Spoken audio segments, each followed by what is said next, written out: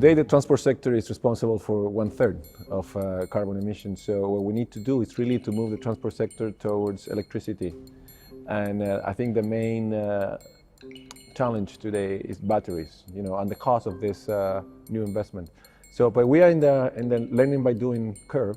So eventually, I think there is optimism that we will be able to really make a transit towards electrification of the transport sector.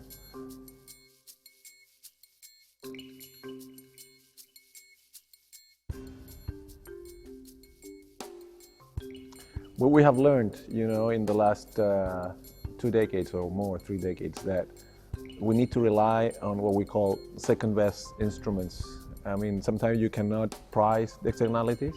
For example, using road pricing or using taxes. So we need to rely on other instruments.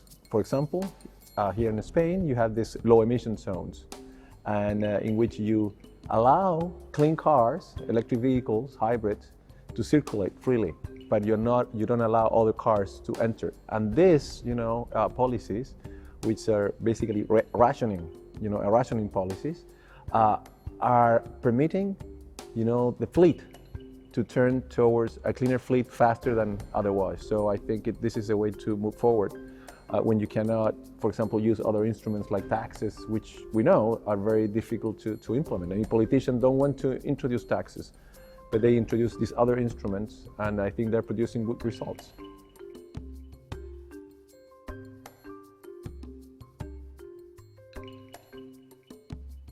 Well, this is related to the previous questions. I think we learned that sometimes you cannot use this, as I said, taxes, gasoline taxes, and other policies, which, from a textbook's perspective, they look as the best policies, but they're not available. So we need to rely on these other policies like rationing schemes, low emission zones, and driving restrictions and standards. And it seems that they're working well when it comes to make sure people switch from old cars to new cars. Still, there's a challenge, which is big, because cars, they are long-lived investments. Sometimes they can be around for 20 years. So what do we do with these old cars? How we make sure that people, switch faster to cleaner, newer cars? I think that's a big policy challenge in the future.